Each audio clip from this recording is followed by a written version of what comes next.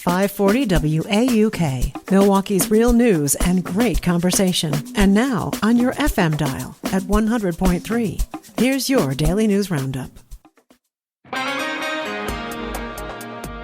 With local news on 540 WAUK on 100.3 FM, I'm Stuart J. Waddles. Milwaukee Mayor Cavalier Johnson is declaring 2026 the year of housing. In his State of the City address yesterday, Johnson laid out plans to make homes in the city safer, more affordable, and easier to buy. He said strong housing builds strong neighborhoods and highlighted new efforts to fix up rundown properties, fight lead poisoning, and to crack down on bad landlords. The mayor also took aim at Trump administration policies like immigration enforcement and the denial of disaster relief funds. Johnson says those moves hurt cities like Milwaukee.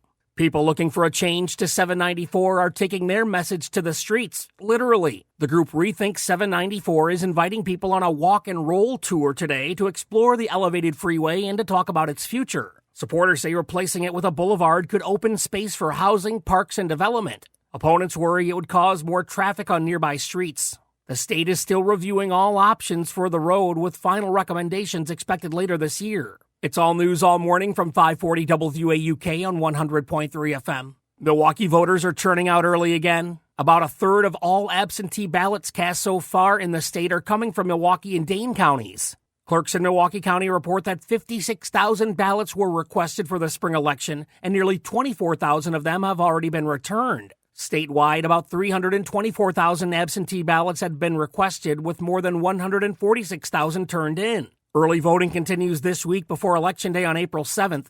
To find out where to vote and to see what's on your ballot, check out myvote.wi.gov. Another push is underway to end the vehicle emissions testing program in Wisconsin. State Representative Bob Donovan and Congressman and gubernatorial candidate Tom Tiffany say the 40-year-old requirement no longer makes sense and places an unnecessary cost on drivers. It impacts 7 southeastern Wisconsin counties. It's argued that most cars easily pass today's standards thanks to cleaner technology. Tiffany says he'll seek a federal waiver from the EPA to end the testing and instead target pollution drifting in from neighboring states. Governor Evers hasn't yet commented on that proposal. The wait is over for area golfers, although the weather isn't cooperating. All 13 Milwaukee County Parks golf courses are now open for the season. It was a record-breaking year last year with about $12 million brought in. This year, the park system has a focus on junior golf. They're working with the First Tee program and more than 50 local high schools. New this year, a 20,000-square-foot putting and short game area at the Brown Deer Park Golf Course. And that's the local update. It's all news all morning, 6 to 9 on 540 WAUK on 100.3 FM. News anytime at WAUKradio.com. I'm Stuart J. Waddles. With Civic Media News, I'm Terry Miller. The statewide debate over online sports betting is now in Governor Tony Evers' hands. Over the weekend on WISN 12's Upfront program, Potawatomi Casino and Hotel CEO Dominic Ortiz urged the governor to sign the online betting bill, saying tribes should be allowed to operate mobile betting, calling it a chance to keep gaming revenue in Wisconsin. Ortiz says Potawatomi is ready to launch once the bill is signed. The measure cleared both houses with bipartisan votes, but Evers says he's still listening to concerns from tribes that haven't endorsed the plan. 8 of the 11 Wisconsin tribes have voiced support through a joint letter if it does get passed. A lawsuit is likely waiting.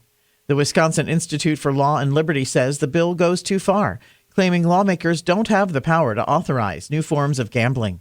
The group says it will sue if the governor signs it. OSHA has cited a maker of beauty products in Prescott, Wisconsin for safety issues following an explosion and fire. The feds are proposing over $275,000 in fines that the company is contesting. A 55-gallon drum of nitrocellulose exploded, causing a fire with flammable liquids in the western Wisconsin community. OSHA says they found no proper training for new hires on chemicals, respiratory protection, or medical checks. Citations include 2 repeat violations, 10 serious ones for items like fire extinguishers and forklifts, and 6 other issues on records and material handling. And if you've ever heard of a scam targeting older people, there's a good chance it involved a crypto ATM. Wisconsin lawmakers passed a bill before they retired to crack down on those machines, which are often used in fraud schemes. The measure would limit daily transactions to $1,000 and require kiosk companies to refund money if victims report fraud quickly. Supporters say it's needed because scammers have stolen hundreds of millions of dollars nationwide through crypto ATMs. The bill heads to Governor Tony Evers for his signature. More news is available at civicmedia.us. It's the Brewers and the Rays tonight. Hi, I'm Mike Clemens with Sports Baseball. Game 2 of the series against Tampa Bay in Milwaukee. The Brewers losing 3-2 last night. Closer Trevor McGill giving up the go-ahead run in the 9th. The game starting out with the Brewers' new lefty, Kyle Harrison, surrendering a home run to the Rays' leadoff batter, Yandy Diaz. Harrison after the loss. Good to get the first one out of the way. Obviously didn't start off how I wanted. Didn't execute a changeup, but felt like I bounced back pretty good and, got to 5, ideally 6, but, worked a little too hard on those first couple innings. Brewers' Pat Murphy. Yeah, I thought he threw the ball well, and for his first outing with us, he threw the ball really well and responded really well, especially after the first 2 innings. The team picked up an outfielder, Luis Matos, in a trade with the Giants for cash. Women's college basketball, Wisconsin season comes to an end after losing to Columbia 67-50 in the WIBA tournament. The Bucks host the Dallas Mavericks tonight at Fiserv Forum. With sports, I'm Mike Clemens. Mostly cloudy with scattered showers and thunderstorms possible today. We could get a quarter to a half inch of rain here through the day. Our high in the mid to upper 50s by early afternoon. Then temperatures will drop through the afternoon. Tonight down to 32 with some rain, maybe a little snow. Tomorrow some scattered rain and snow. 39. I'm meteorologist Sean Cable. Right now it's 57. That's your Milwaukee News Roundup from WAUK. Find more news anytime at waukradio.com/news. Subscribe to this podcast on Spotify, Apple, or wherever you find your podcasts.